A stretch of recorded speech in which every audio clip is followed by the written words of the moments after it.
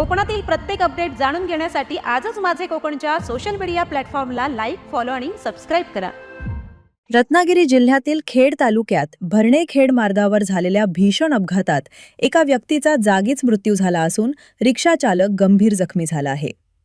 शनिवारी सायंकाळी 4च्या सुमारास आठवडा बाजार परिसरात हा अपघात घडला.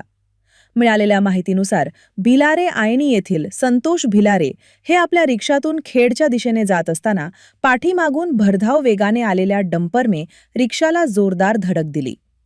धडकेची तीव्रता इतकी भीषण होती की रिक्षाचा मागील भाग अक्षरशः चक्काचूर झाला. या अपघातात संतोष भिलारे गंभीर जखमी झाले असून त्यांच्यावर उपचार सुरू आहेत, तर एका व्यक्तीचा जागीच मृत्यू झाला आहे.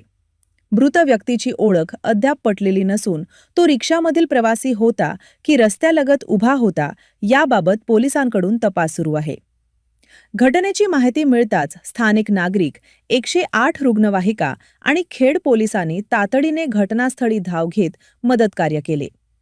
या भीषण अपघातामुळे परिसरात हळहळ व्यक्त होत आहे.